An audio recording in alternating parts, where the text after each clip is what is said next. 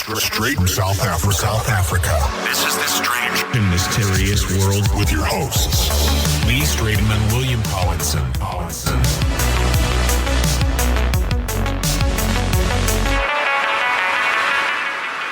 Right, well, welcome to season 1, episode 27 of Strange and Mysterious World. Okay, so a little later in the show, we've got Debbiefox coming in for Feng Shui. William, you've got a midlife crisis. You've gone on board yourself a skateboard. I don't know you're going to bring it up. That's great, man. So you're 40 now and you're still skateboarding. That's awesome. No. Well, the thing is, I don't know what's like. Yeah, you know, some people run off with another woman or they change their job, career, whatever. I've gone and bought a skateboard. So I'm turning 40 this year, and for some reason, I used to skate when I was young, and I was actually very good at it. And I was actually had a partial sponsorship from a skate shop when I was living in Pietermaritzburg. And did you live in PMB? Yeah, I lived in Pietermaritzburg. Yeah, I didn't know that. Fuck. How long were you living there? My whole family comes from there, and I went to St. Charles for 2 years, but I got expelled. I can imagine why. Yeah. Well, it's funny because I was at a school in I was at Clifton, Nottingham Road. Oh, yes. And then I got expelled from there. As well. That's in KwaZulu-Natal, yeah. So I got expelled from there, and then it was in Standard 5. It was halfway through Standard 5, so I had to find another school that could accept me to get to the end of Standard 5, so I could get into high school somewhere. Yeah. So I ended up in Howick High. Okay. Right. So I went to Howick High for like 6 months, just so I could finish preschool. What is preschool? What do you call it? Junior school. Primary school. High school. Primary school. Mm. And then my friend, it's funny because we got expelled together, me and my friend. And he got expelled, and no school would accept him except for this all-girls school. All-girls school. One guy going to the all-girls school. I know, dude. What a paradise, dude. And you know, in South Africa, we have to wear uniforms. So, you know, all these girls are in their skirts and shit, and he's in his civvies. Just in his jeans and his skateboard shoes and his... So did they allow him to go to girls' school? Yeah, because his mother knew the principal very well. And see, the thing is, we both had to get we had to finish what do you call it? Primary school. We had to finish primary school to get into high school. So I got into Howick High because my aunt knew the principal well. Okay. And but why didn't you just go with your friend to the girls' school? I know. I know. When I knew things, we weren't allowed to talk to each other like afterwards because we were like banned from each other. So we got expelled. So the only time we later on, and then this how crazy is this? Okay, so then I went to St. Charles. I got expelled from St. Charles 2 years into the school. Yeah. So I finished Howick High, then I went to St. Charles, and then I got expelled from it 2 years in. And then I went to a Waldorf school, and I went to all of this thing, and I ended up in this art school in Johannesburg 2 years at the end because it was a school you just could do art. You didn't have to do Awesome. else. Awesome. I would have loved to have gone to that school. We just sat on the field and just smoked weed and went and painted and did sculptures and shit. But the funny thing is that he ended up at the same school, but doing music, because there was a music department, there was an art department, there was a ballet department, there was an acting department. So like through all of our things, we went out of our own ways and we weren't allowed to talk to each other. And then we end up in the same school for the last 2 years of schooling. And then he got expelled from that school, but I made it through. I got through. Why did you guys get expelled in the first place? Oh, geez, well, the first one in Clifton, we were experimenting with smoking marijuana. Oh shit! And then my aunt found us in this, and because we were at Clifton, Nottingham. It's a boarding school there. My parents were living in Madagascar at the time, so I would go home to my aunt's house on the weekends, and we went to skateboarding and we were smoking. We watched this movie called Kids, and they were smoking weed, and I mean, we were like in Standard 5. How old are you in Standard 5? Yeah, just 13, maybe 14. Yeah, so we started experimenting, and then my aunt caught us in the flat out, the little room outside, smoking the weed. So she goes and she tells the school. How crazy is this? She told the school, your aunt. Yeah, she told the school. So we got expelled, and then shit. So it's because of your aunt. Yeah, but then the thing is, then I ended up staying at her house because my parents are in Madagascar, so I ended up living with her, and she locked me in the study at nighttime because she thought I'd go out and smoke weed in the garden or something, or run away or whatever. So I'd be locked. Had to go have a wee, make sure I had a wee first, and then like get locked in the study. I wouldn't That's wee in child the abuse, study. bud. Is your aunt still alive? Yeah, she is. Hey? Yeah, she is. Yeah, That's bad, man. and then so she gets me into Howard High because she knew the principal. Yeah. Anyway, so then St. Charles, it was like I was just bunking school, and I was like, and they were just trying to get rid of me. I wasn't interested in anything at school, so they just They and I pushed was you causing through. a lot of mischief and stuff. So they were just like, no, not enough of this. You gotta. Yeah, you're like my wife. She was also expelled from school. That's just Yeah. rare for a girl to get expelled. She was naughty. Yeah. Jeez, what? Wow. The microphone's giving me a bit No, of. she used to bunk like all the time, man. Yeah, geez, I used to bunk all the time, man. Jeez. I was in boarding school, so there was no ways to bunk. All the teachers that's knew the where you thing. were. So Yeah, but that's then I got put into boarding school because I was causing so much trouble. They said the principal said, no, you got to put this guy into boarding school because it'll sort him out. They put me in boarding school, and only like a few months later I got expelled, so it didn't really work.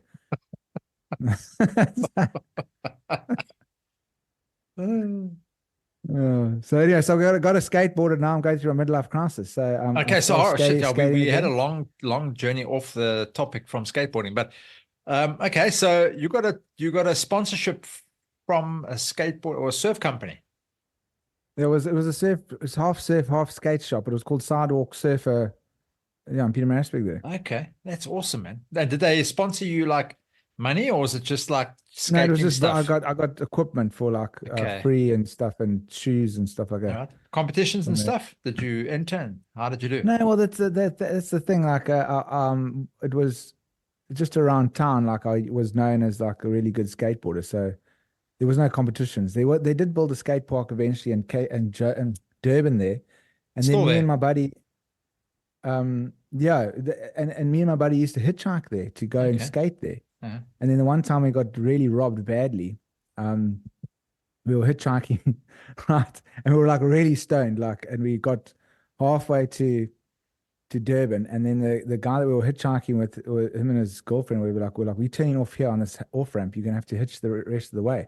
So we got out, and we're busy walking. Now we stoned, so like we are very high, and my friend keeps on looking over his shoulder, and he's like, he says they coming. There's a whole bunch of guys behind us. So I look behind us, and there's a bunch of like kids, like maybe like 12 kids, like our age, or maybe a bit older, but they were far behind us. And we keep on walking. We got our skateboards under our shoulders, and we walking, and then he keeps looking behind him, and he's like, I think he's getting paranoid because he's high, and he's like, they're coming closer. They're running. So I look behind me, and these guys are running now.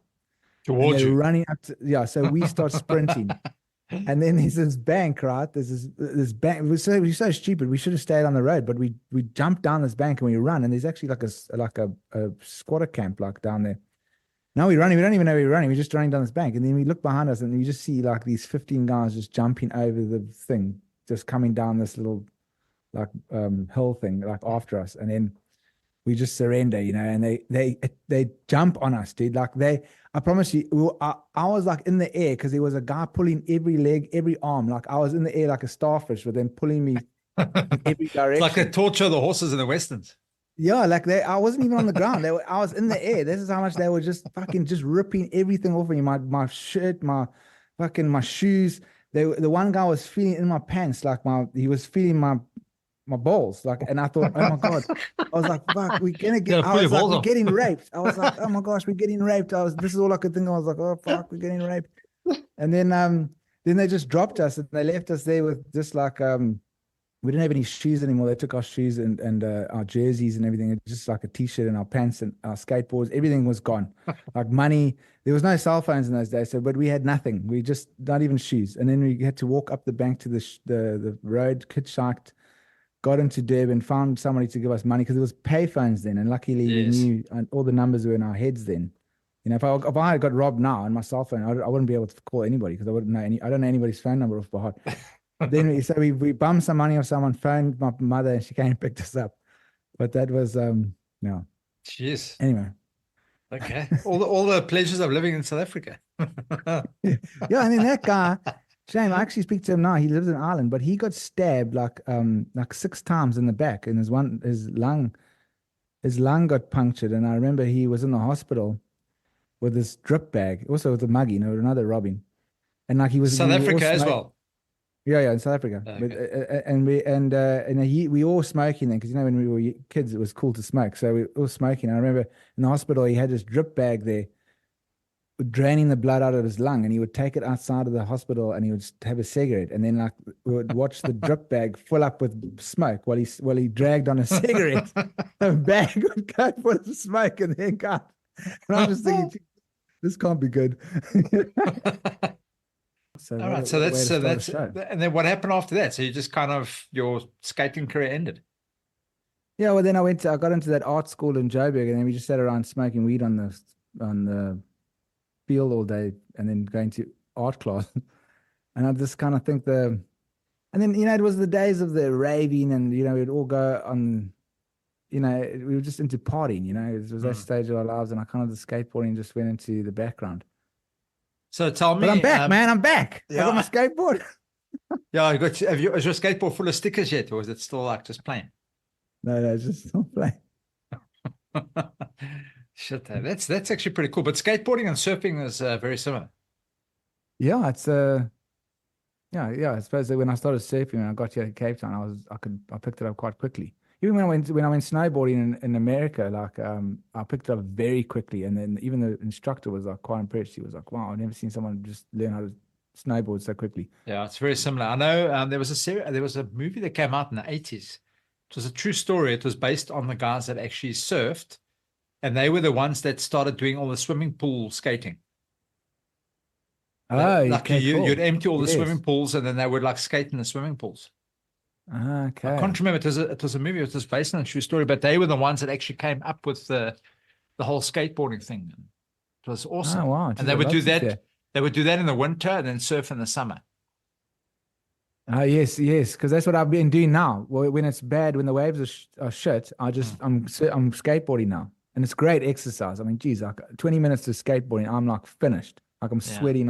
It's even more, more exercise in the surfing. And then when when the waves are good, then I'll go and surf. Yeah. So it's good intermediate to keep exercise fit and have fun. And you're surfing, is it have you entered any competitions, or is it just like a No, I'm not that normal good surfing? it's just, I mean, I don't take it that seriously. It's just for fun and exercise. And to hang out with my one friend is always fun. Geez, I've been watching on HBO, because on Showmax, because Showmax here in South Africa is all HBO shows mainly. But HBO, there's this thing about big wave surfing, like In Hawaii and that. And in Cape or Town, no, actually. or Nazaré in Portugal, the biggest wave that there is, how it was found, and the whole history of it. I mean, it sounds lame talking about it, but geez, I mean, you must watch it. It is so amazing, and it's so exciting. And she's watching these guys and just putting their lives on the line, and how just their lives and the whole thing around it and how they found it. It's just really inspiring and amazing. But I've seen those series where the guys are surfing down 60-foot waves. I'm like, Jesus. Yeah, this is like 80-foot waves. Jeez. Yeah, It's that's like like insane. the crashes on you, you stuffed, dude. That's it, you're gone. Yeah, I mean, you must check this guy. He shatters his shoulder just from falling off on hitting the water so fast. It just smashes his shoulder. The other guy almost becomes paralyzed. Like there's like almost a drowning all the time. The guy's like washing up on the shore, and like everyone's trying to save him. But that's like, I don't know, there's some people in this world that seem to be almost immune to the fear. I mean, I would never go out. I would look at that and say, there's no chance in hell that I would actually ever do that. Never. I mean, geez, when it's here in Cape Town, when someone's got out and it's like, 6 foot. Yeah. And that's like only 6 foot, 6 or 8 foot. I still get scared. I'm just like, geez, that's quite, and I get hold on quite long, and sometimes I panic, and I'm like, and because I'm getting held under for so long, and I don't know which way is up or down, or that if it's like a big wipeout on a big wave, and then I'm like, panicking. But the thing actually with surfing has actually taught me my biggest lesson. Yeah. Or one of my biggest lessons. I was like, because I was getting held under for so long under this wave once, and I was panicking, and I was just going panicking. And then like, I suddenly just like surrendered. And then the wave stopped. And when I came up, I just realized I was like, the wave is going to stop. It can't go longer than like 1 minute, the wave tumbling or whatever. And like, I've just got to surrender and not panic, because then I'll lose my breath quicker, Yeah. but it's just relating it to life. I just was like thinking when I was in the water there, I was like, geez, that's like everything in life. If I'm going through like an extremely stressful, horrible time, I can't panic, because then I won't get through the situation. Like, I will lose my stamina and my ability to think properly and to cope with it. And if I just surrender to it and just like, then I'll be able to get through it a lot quicker and a lot with a better mindset and everything. And it was exactly like that time when I was under the water and thought I was going to drown, because the panicking doesn't help. It just makes you actually will drown, because like because if I'm panicking, I can hold my breath for maybe 15 seconds. But if I'm not panicking, I can just sit there and just be tumbled around with the wave for like a minute. Yeah. And the wave will end eventually. And the same with life. You'll all your worries, your fear, whatever you're going through will end. It does come to an end. So it's no use like panicking, because you're just going to fuck it up. You're just not going to get through it in this as quickly, and you're going to run out of stamina, and you're going to run out of everything that you've got because you're panicking. Yeah. And that's so. I mean, I remember with that day in the water, I came up with that. I mean, it sounds like so like straightforward, but when she realized that, it was quite an epiphany to me, and I was like, wow, okay, that's So now when I'm in a sexual situation, I just try and just be as calm as possible, and just know that's going to end sometime. Yeah. Jeez. Yeah. Okay. Well, that's actually pretty cool, man. Now, so what do you know about Feng Shui, dude? Geez, I just I mean, I've just got very basic. Yeah. I mean, like the way you set your stuff in the room, like has an energy flow, and basically that's. But no one really thinks about that stuff when you've got a home. You know what I mean? You put what you think looks nice as you enter the house, photos and whatever. You try and make your house look nice and neat. But there's apparently, and hopefully Mrs. Fox will tell us, but I know there's something to do with water. Water you've got to have, I think, it's got to be at the back door, not in the front door. You've got to have things facing this way and not that way. And it's quite an art. It's quite a science to it. I mean, but like, I know, like when I walk into somewhere, like, I mean, obviously everyone has this experience. You can feel that the place is nice, like you can feel there's a good energy, or there's something like that draws you, or like you feel comfortable there.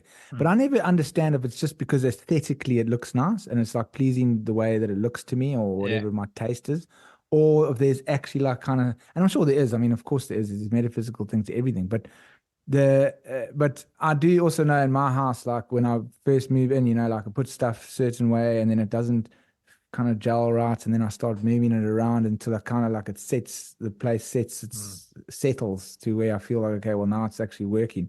And I'm sure that's got to do with the energy thing that we don't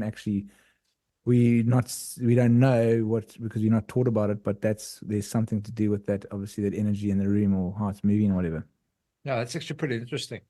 But I think also there's a lot to do with the people that live in the house. I mean, if there's good energy around those people, when you enter a house, you can feel that energy. It's a good energy.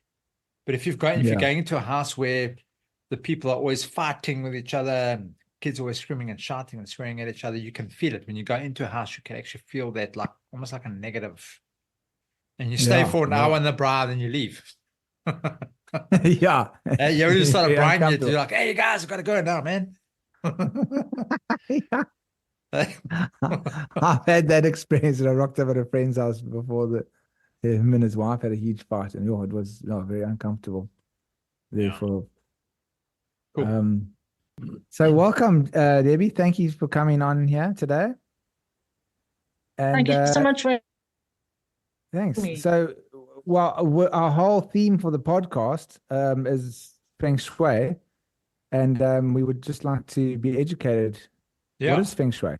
Yeah, and besides that, why is it important to have Feng Shui in your house? Okay, well, what Feng Shui is, it means wind and water, which basically covers the oxygen and the air that's the air we breathe, and the water that we drink. So that's what the planet is made up of. Obviously, it's made of matter and everything. But Feng Shui is about the the placement, the adjustment, the looking at energies that are in a particular building and seeing through various different schools of thought on what those energies are doing in the property, in the house or the office or the factory or whatever you're in, to see how it's actually making a difference to you. So instead of you having to argue and fight with the house, unconsciously, of course, all those things are evened out, and you also have an idea of what they are so that you can actually consciously work with it so that it's not going to cause any problem for you, if that makes sense. And why is it useful? A lot of people have a lot of difficulties in a particular building. So if you can actually sort out the difficulties that the building is having, then you have a better time yourself. Okay. If that makes sense. All right. So then I'm assuming, because you're saying that, I mean, the human body is 70% water, the earth is 70% water. So I'm assuming water is probably the prevalent energy that we have. So is there certain areas that you should not have water if you're in a building or in a house that would work for benefit of someone? So where would you put water and where wouldn't you put water? It all depends. You can put water in the southwest. That's one of the areas that you absolutely can. You can put water in the east and you can put water in the northwest. But it depends on the chart of your house, because each house or each building has a different chart layout. It's almost like an astrological chart for the building. So depending on what energies are where, that's just a general thing. The most general is the southwest, the east. Yeah, I would stick with those two, and you can't go too far wrong. And each year, depending where the 9 is, you can put water there as well, but also depending on the chart as well. Okay. I was reading somewhere that's, I can't remember, this is many years ago, but I was reading somewhere about water should never be, I might be completely wrong, but water should never be in an entrance. It should always be in an exit. I don't know. That might have been just something maybe misread. Yeah, it depends. Once again, it depends. And I'm being very vague here, but it all depends on the chart. And if your entrance has got a good energy there, like a 9, which is what the prevalent power is at the moment, we're in the 9 period. Yeah. And if the 9 is there, and it's not the south, as long as it's not the south, because the south will cause trouble. But if it's the southwest, you can absolutely have water there. Absolutely. Okay. So it'll be very beneficial. You talk about 9 as like on a clock. So if you're looking at the watch hands, you talk about like the direction of 9. Yes, the direction. So in other words, how we work is we work in, I'm describing to you what we call the flying star method. It's almost like an astrological method for working out buildings, plotting out buildings as energies.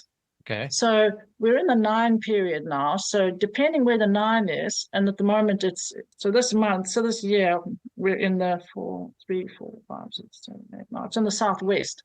So you'd put water in the southwest this year, but it lives in the south, so you can't put water there. I'm sorry, it's making it quite difficult here. Okay.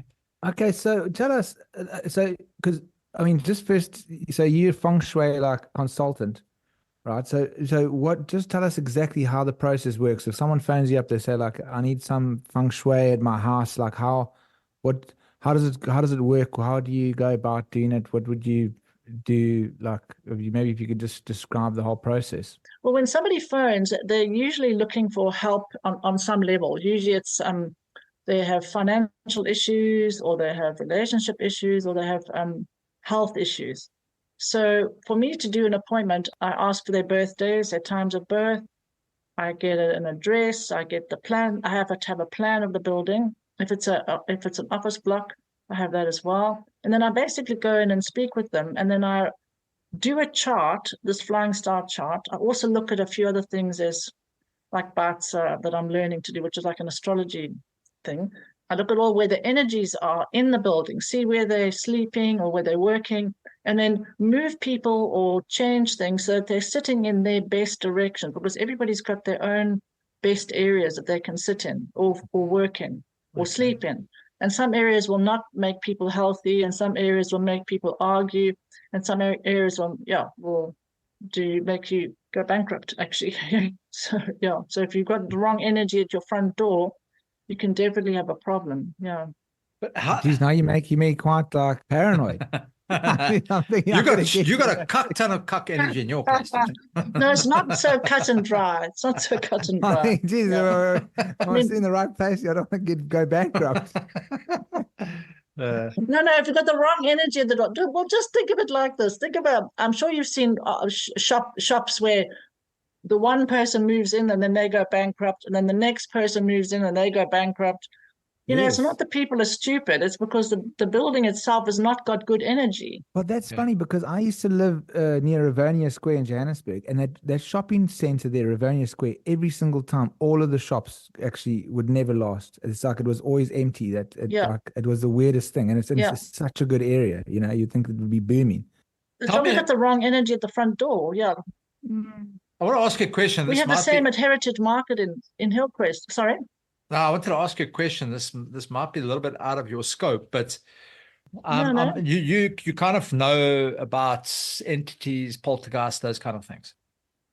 So would Feng Shui have an impact on this sort of thing? So if, like, for example, now William was saying that in Rivonia now you've got that building that's kind of always derelict. It's like never full. It's always Yeah, we used to empty. think it's haunted. Exactly. Yeah, but that's exactly it. So would this attract perhaps negative entities or negative energy Yes. to those areas? Absolutely.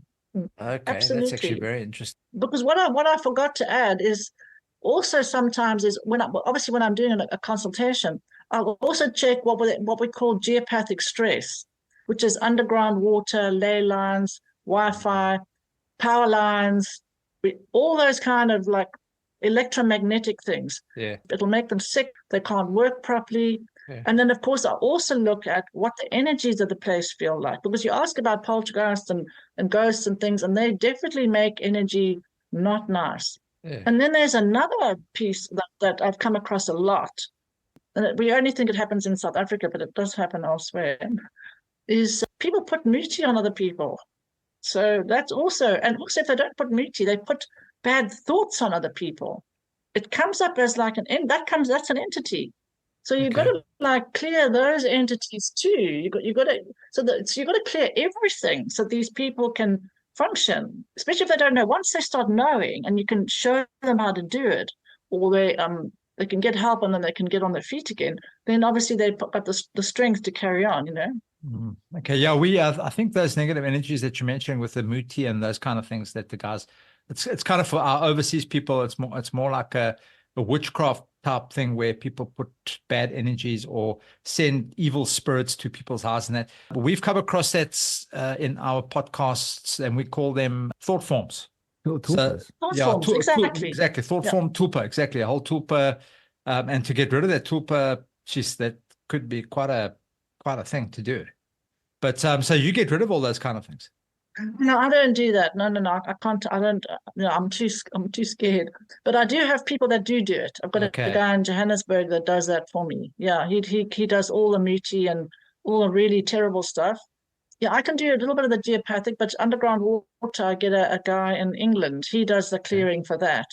He's brilliant. Yeah, he also does clearing of that, because that makes people sick as well. It makes the building feel cold. It makes it feel horrible, uncomfortable. People can't work. Can't sleep. Can't sleep is the worst thing, actually. Yeah. Then they get sick, So can you sense it? Have you So got it's like can you sense it? How do you measure those things, or how do you work it out? Yeah. Well, everybody can sense it, actually. I use dowsing rods. But if I say find what a ley line, I don't know if you know what a ley line is. It's energy lines. You do know. Okay, perfect. It's a line running across the earth. Yeah. So I deal with the ones that are not so nice. You get the really nice ones that are at the cathedrals and all that kind of stuff. But I deal with the ones that make you sick, especially when you've got Wi-Fi and stuff like that added to it. But when I find it, I always ask my clients to feel it, and 95% of people can feel it. So everybody can feel it. We're just not tuning into that particular frequency. So when they go, oh no, I can't feel this. I go, just take a breath. It's not a test. Just feel. And then they feel it. And they go, oh, it's all in my mind. I go, no, it's not. I can feel it too. So yes, I mean, everybody can feel it. But that's why they contacted you, because they can actually feel it, because it's because it's bugging them, you know. So They're not conscious of it. Yeah. Yeah. Well, some people don't know. They absolutely. just, everything's going wrong in their Exactly. life and they're just like, hey, man, what the hell's, please, I need some help. Yeah. Jeez, huh? Exactly. And they know they need help, but they don't know what it is. What's causing the problem. You know what I'm saying? So when they see that and you can fix it, they go, oh, okay, that's great. Yeah. Okay. Yeah, that's it. But sorry, we didn't finish like the whole process of. Oh, yeah. You get Sorry. We there, got sidetracked. You whip out the dowsing rods. Like, what do you do next when somebody calls you? Oh, the dowsing rod. Yeah. So the dowsing rod, I'm with the assuming you're using dowsing rod, for you can- water. You're trying to find water. That's the dowsing You rod. can use it. You can use a dowsing rod for anything. Yeah. Okay. You can use a dowsing rod for anything, literally. Yeah, you can just ask questions like. Okay. Because I know most of the yeah, guys use it to find water. No, you can use it as a Yes, they use it to divining find tool. water. Okay. It's a dividing tool. So yeah, so you can use it to measure somebody's body, how big their aura is. You can use it to find water. You can use it to find ley lines. You can use it to check if there's a ghost in the house, because it's really just an extension of you. You know, you're just using a tool that your own self knows anyway. Yeah. So the tool helps you because the thing opens and closes, so it tells you yes or no. So you can feel, okay, now I'm not crazy. It's here, you know. It's the same because I use pendulums. I was actually going to ask you the question because I've got a pendulum that I use on occasion, and man, that thing is very good. Yeah, it's exactly like a pendulum. Because you can find energies with pendulums. You can find all sorts of stuff with pendulums. So pendulums and dowsing rods would be similar. Absolutely. The pendulum's just a little bit more easy because it's right in your hand. Yeah. The dowsing rod's a little bit bigger and more cumbersome. But it's just yourself again who's knows it, and your pendulum's telling you yes, you're right, you know. Okay. Or it's here or whatever, because you do know it. You do know where it is. Yeah. Okay, so now you've gone into the people's house. You've kind of deciphered where the water's coming from, if there's any underground. You've deciphered that there's a Wi-Fi or tell me Wi-Fi before we carry on. Wi-Fi as in, what's your thoughts of 5G? I've heard really terrible things about it, to be honest with you. So I don't really look. I haven't read any papers, but just to talk about general Wi-Fi. Yeah. Never mind going to 5. It's not really good for us.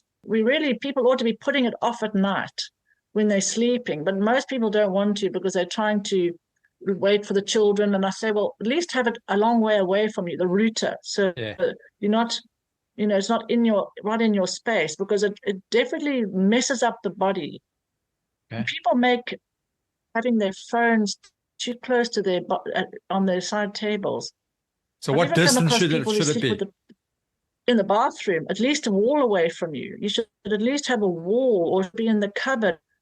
I would have it at least 2 meters away from me, because if you feel a cell phone, you can feel the frequency of it is at least 1.5 meters big, actually. It's funny when cell phones first came out. There's actually in the manual with the cell phone, it would have a warning that you shouldn't have the cell phone more than I think it was like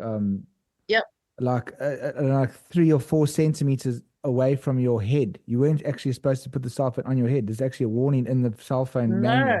Even if you go looking online at the safety warnings of a cell phone, you're not actually supposed to put the cell phone on your head. And even in Russia, they take it very seriously. Like, children are not actually allowed to have cell phones until a certain age, and they can't even take cell phones into school classrooms because it's actually a hazard, a health hazard. And it's just that we've in the Western world have just completely ignored it because of ignored it. But it's been blocked. It's been blocked. Yeah. You must see the damage to the brain when they take a video of one of these like a scan through the brain of a child. You must just see that the redness goes from, if the ear is here, it goes all the way through the head like this, because the skull is so soft. But it's only up to sort of like about this point here, the red or the effect in the brain. So that's why I mean, when you realize the damage. I've noticed when I'm on a cell phone and I'm talking, I feel a lot more agitated when the cell phone's on my head when I'm talking to someone. When I put it onto speaker, I actually don't pace so much when I'm talking on the phone, and I don't feel so agitated. So I always try and not put it on my head. I put it on speaker or put headphones in. And I mean, the one time I was listening on the phone, and there was this funny like vibration noise in my ears, like going like zzz, every time I was trying to listen. So then I was like, it was irritating so much that eventually I put it on speakerphone, and then that whole thing went away. I get itchy ear. Yeah. If I put my phone next to my ear, my ear itches. Yeah. So I normally just put it on my I phone. actually can't. I've got so many. Oh, good. Okay, good. Yeah. Yeah. So, but some people are not worried about it. They can have it right on their ear and they're fine. I don't know. I don't know if it's lucky or not, you know. No, I think it's because we Generation X. Well, I don't know if you're Generation X. You're 40, so you might still be Generation X.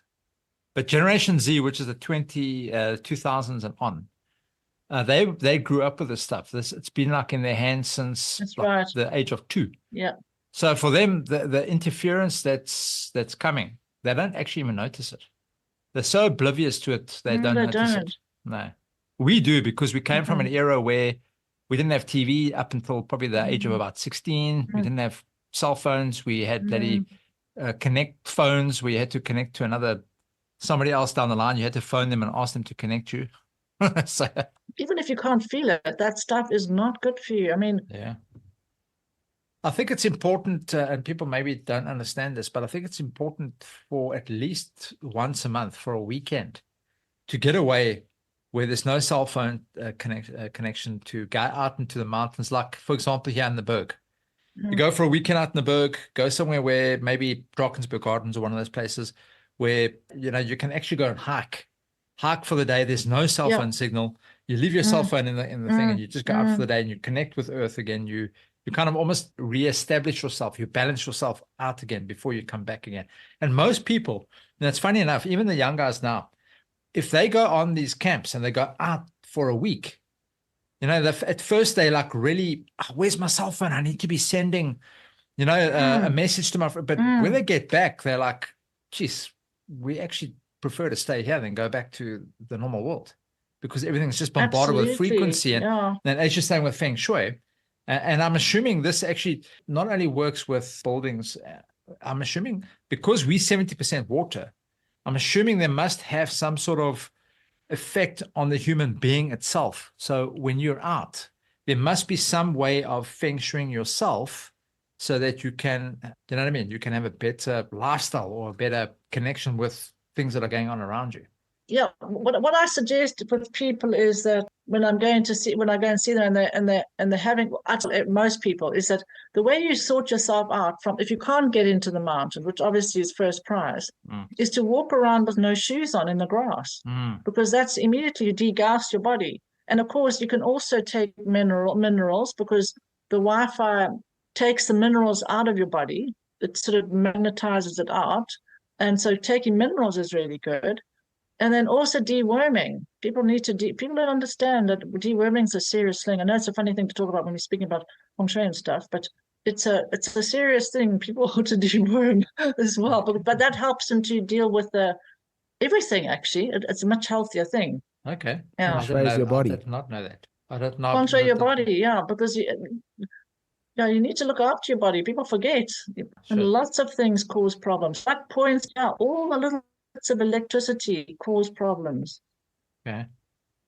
So we still haven't found the whole process of. So sorry, you've kind of gone into a house. Yeah. Feng Shui. So you got into the house. You've discovered where the water stuff is. Yeah. I've usually done my chart before then, so I go through I speak with them, see what their problems are. Go through the house. I check I check everybody's bedrooms. I check everything, and then I suggest them what they do. I put crystals down. And then what I'll do is I'll suggest how they can put what we call cures in the Feng Shui. So we put cures in to balance certain energies out, or I'll tell them, look, this is an area that you really ought to be sitting in because it's really good energy for you. And if you've got a home office, this is the place to sit. So then I would tell people that kind of thing. Or if they have argumentative energy in their bedroom and they are arguing, I will suggest something that will actually change the arguments. Yeah, so I'll do that.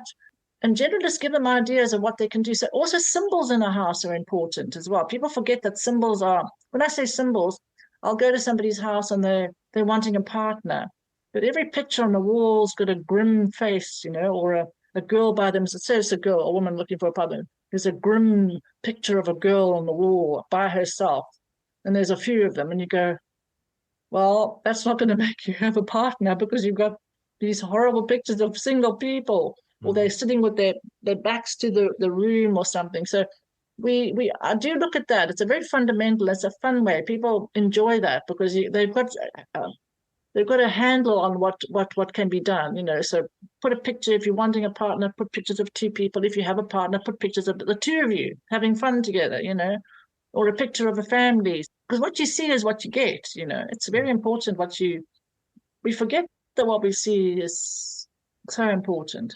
So I look at that kind of thing too, besides just doing the flying stars. And there's tons of stuff in people's houses that, like they'll have, I'll never forget, I went into a lady's house and I walked into the lounge. It was a huge lounge. I've never seen a lounge so big. And there was this humongous picture on the wall. And I said, what the hell's that? I actually even said those words.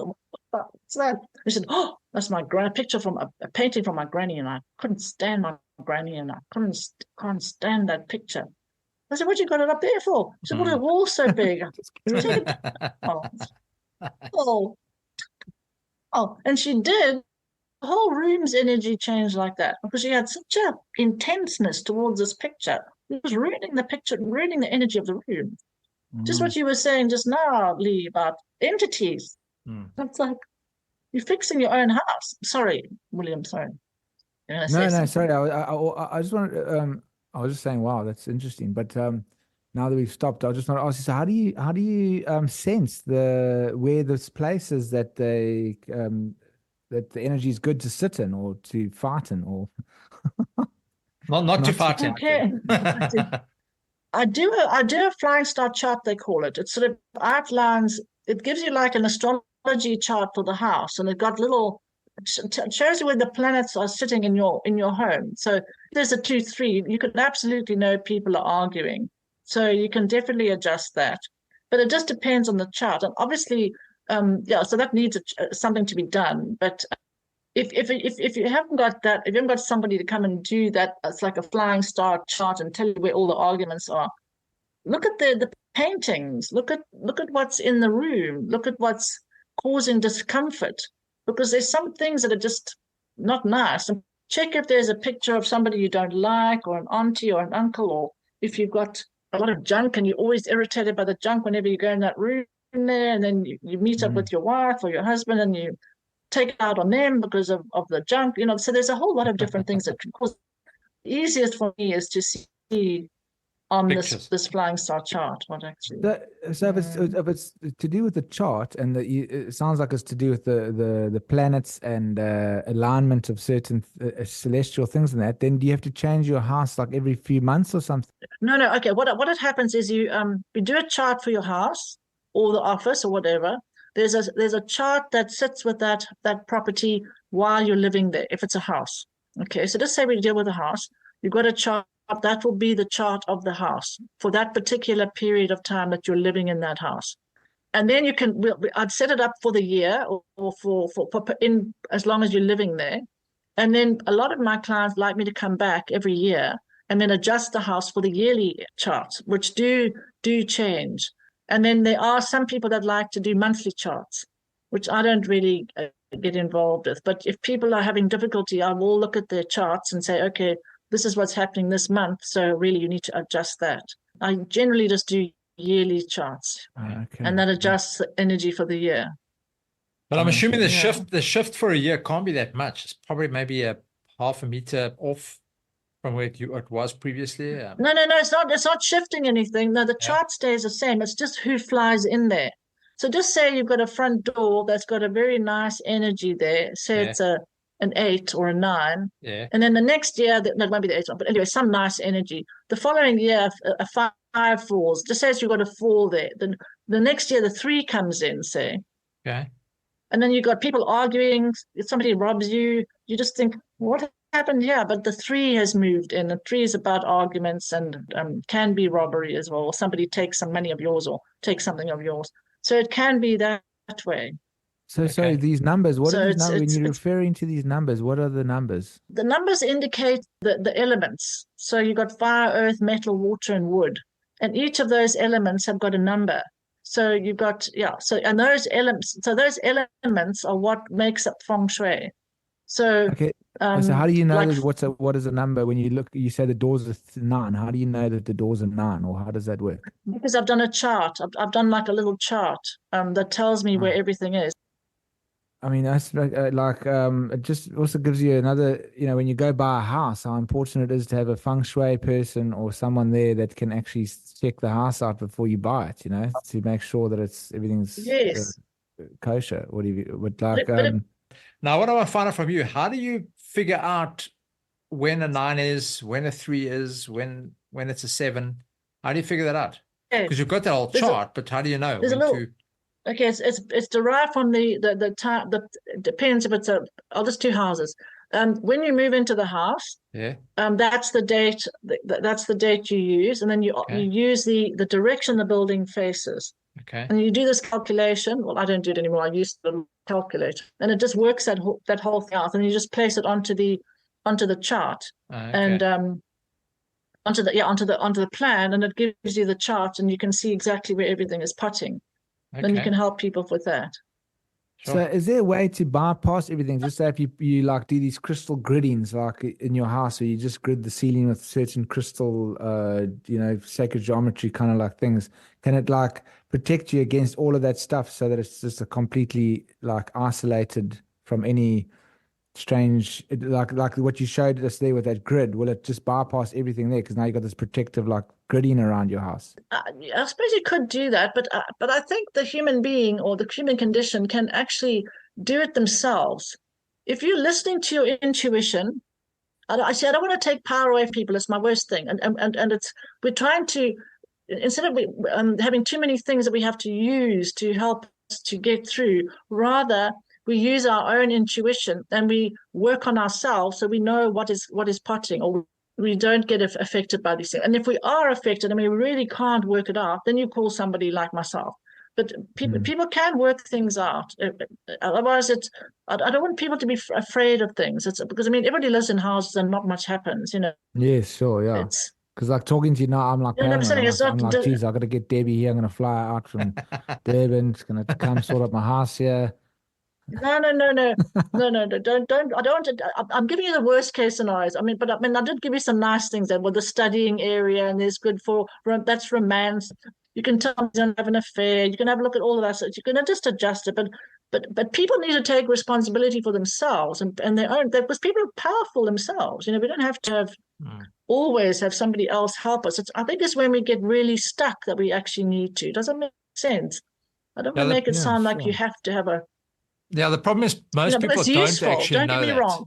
Most people don't know that they have the Yeah. ability within themselves. Most people think, they're useless, or they kind of form part of society and they just don't carry know on as per enough. normal. They don't know. No, very few people know what we actually are and what we can do.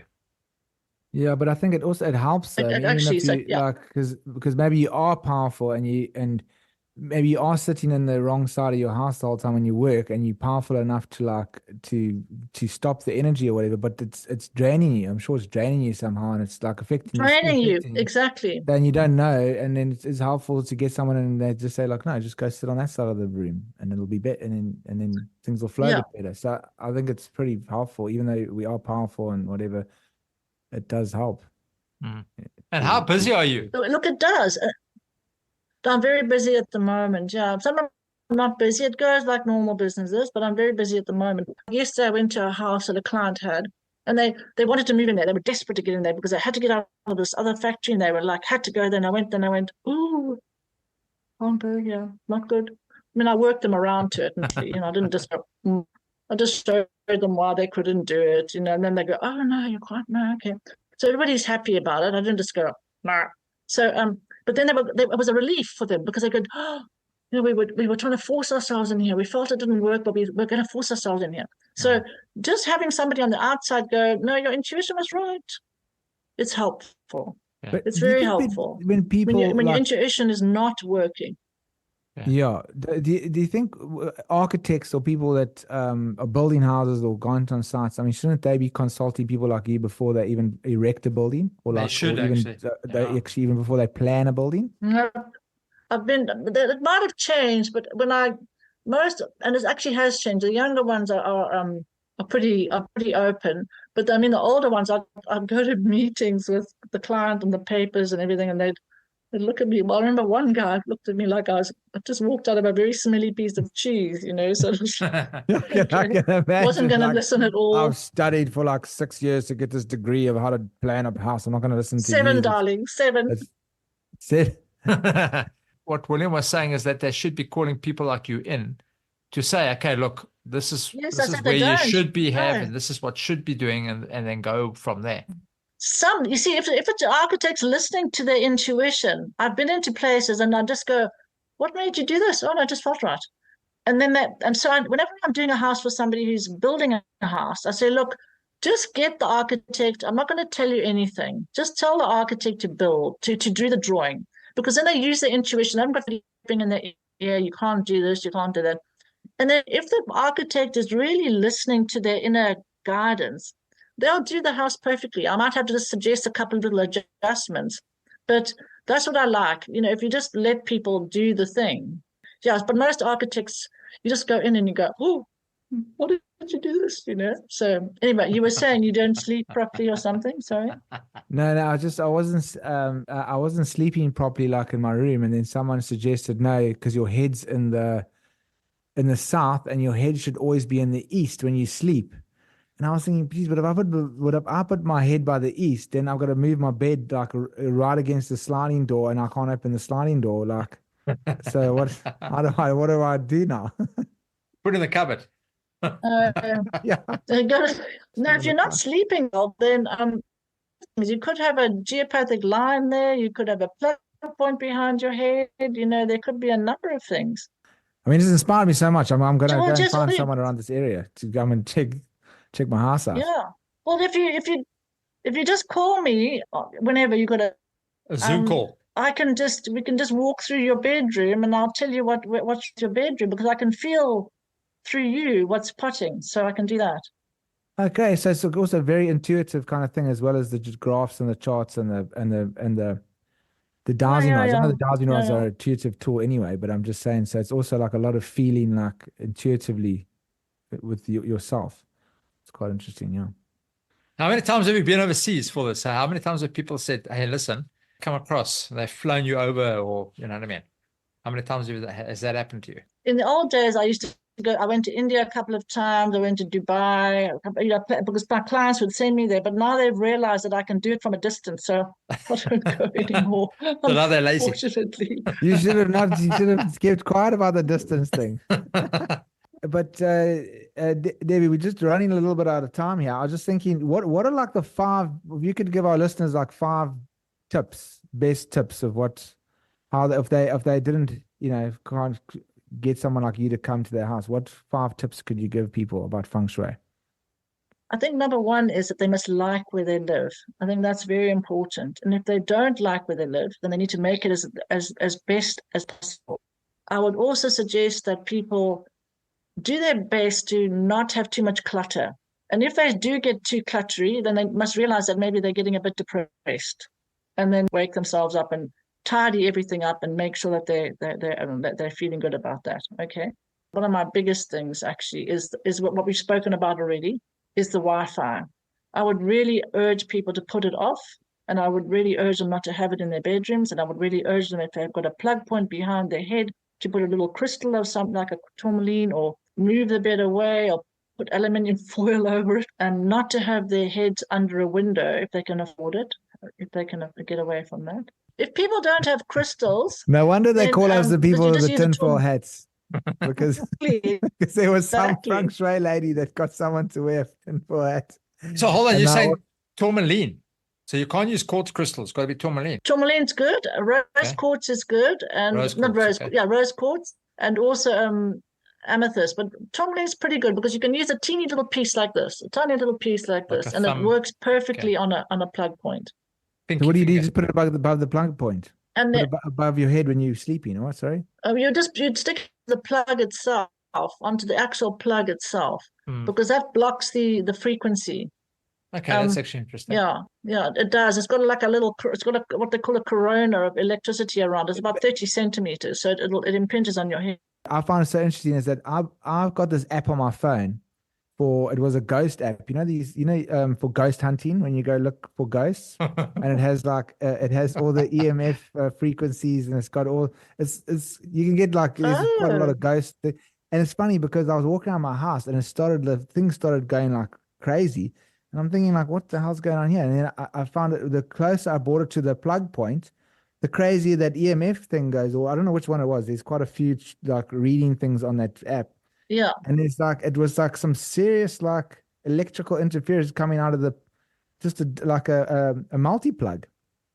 And I was like, geez, a multi-plug's giving off a lot of like craziness here. Like, and it's like, so as you're saying, it's quite interesting that something like that could be affecting you so much. I don't even know that would be a multi-plug plugged into the wall, obviously, and on was causing so much electrical disturbance that my cell phone could pick it up on an app.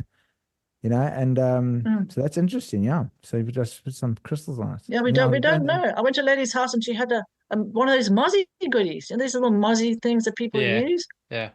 And she said, she's not sleeping, and I felt the bed. I said, what the hell's going on here? So I said, it must be a plug. So I put the plug off, and it had this little mozzie thing, and poof, it's gone. All these little things affect us. Actually, it's quite interesting. Yeah. Okay. So everything electrical around the house, you say tourmaline. Tourmaline's really good for it. Yeah, a little bit of Pristic on it. But there's lots of other things. There's tachyons. I mean, yeah, there's tons of things. You can wear things. We have a whole talk about that. So, but I've got grounding sheets and a grounding pillow that I plug into the earthing of a plug. It's Don't got lie, like man. That's because you wet your bed every night. I've already wet the bed. I've already shocked to death. No, but it's in the earthing thing. But, apparently, if you wear linen, it's apparently quite good. Yeah, apparently the vibration of a linen. Listen, any natural. Because like that's what in the hospitals they used to put linen like on your bed because it raises your frequency. Apparently, like pure linen, your body frequency helps you heal quicker. That's if you wear pure linen clothing, your vibration of your body raises and you would be a healthier person. And that's what in hospitals why they used to have pure linen sheets and stuff in the hospitals, but I don't know if they still absolutely do. Well, I'm wondering if we shouldn't have silk as well. Yeah, silk. I wonder if we shouldn't have Debbie back on in a few weeks. We can chat about crystals around the house and on your body, and what you should be wearing to have, because that's a whole new topic. That's like something completely different to. I'm not good at crystals though. I'm not really a crystal person. So no, do you know what I'm talking about? So it's like your specific to block out frequencies, to block out negative, to block out Wi-Fi, those kind of things that can help someone in their normal day lives. Definitely, I'd love that. Okay, let's do that. And also, I mean, to hear your whole story. I mean, you were telling me on the phone, that was so fascinating of your whole life journey of how you got into Feng Shui. Maybe we'll have that in another episode. Yeah, let's do that. Let's do another episode. That's 100. I'd love that. Thank you, because there's so much. There's so much people can use that'll be helpful for them. Really, is a lot. They don't even need any. Yeah, they just need the information. They can do it themselves. Yeah, look, it's helpful. All right, cool. Let's do that, because we've kind of gone already way past an hour. Have we? Okay, lovely. Yeah, so that's great. Thank you, man. Thank you very much for your time tonight, and we definitely look forward to seeing you again. Awesome. Well, Debbie, thanks a lot, so man. much Appreciated for your time. Yeah. That was thank you so much. Yeah, thank you. Yeah, that was great. A lot of people don't realize how much bombardment of energy and frequency we have around us. I know, dude. I'm also scared. I'm like, it's funny. I put my phone on when I'm sleeping on flight mode. I always put it on flight mode every time I sleep, but it's usually just because I don't want to get emails coming in from overseas or I got so many subscriptions and like freaking Twitter messages or I just like I'm sleeping and then my phone's buzzing. It's like this is the message and it lights up the whole room. So I just put it on flight mode. Okay. But I'm gonna start turning my Wi-Fi off as well. I'm gonna put a crystal on every bloody thing around you, because I'm telling you, with that, you must get this ghost hunting app. I mean, when I looked at the frequency coming out of a multi-plug, I was like, oh my gosh. Now I'm going to put crystals on every bloody thing. So tourmaline, Yeah. tourmaline crystals for frequency, for energy, electricity. Okay, cool. So yeah, I'll go and have a look. Nice. I'll see what's around. It's a good I'm idea. going to use, I want to take the ghost busting app and it was a ghost hunting app and just check when I put the tourmaline on if it's any difference with the Maybe frequency. you should actually film that. So if you've got another cell, have you got 2 cell phones? No, I don't. I'm not a drug runner. Okay, well, got two cell phones. I've got 2. I've got one that I'm using for filming us now, and then I've got my normal work one. It says you burn a phone. Yeah. So the CIA cannot track me, man. Yeah. No, okay, well, that's cool, man. So we must definitely get on for Saturday, and then we can have a part 2, talk about how we can safeguard ourselves against negative frequencies, negative energies. Yeah. There's also a thing, people must check this out on YouTube. There's a thing where you put silver wool, silver, stuff you wash pans with, silver sponge or whatever, silver wool.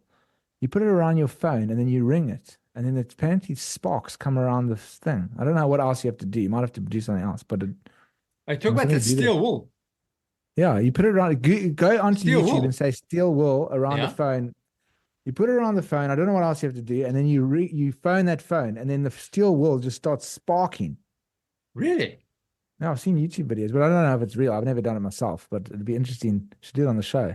Jeez, if it's doing that, then that's bad, dude. Yeah. Okay, Cheers, cool. bro. So then we'll chat to you, soon. We'll have a part 2 chatting with Debbiefox with regards to how to prevent the negative frequencies in and around home and on us, which will be quite cool. Yeah. So that'll be our Nice, next episode. Awesome. So well, thank you again for tonight. And also by then she'll be having a look around my house and tell me if and it'll be interesting to say what's happened with my house. This is, I think, when she goes to your front door, she's going to start finding issues there. She wants to just hang up. Like, no, there's too much there, man. I've never seen such a negative house in my life. Yeah, just burn it down. Just get the matches, just throw the gasoline, just get out of there, burn it down, burn it to the ground. Yeah, no, cool. All right, dude. Thanks a lot, man. Okay. And thanks to everybody for listening. We'll chat to you guys soon. Thanks, man. Okay, cheers everyone. Bye. Cheers.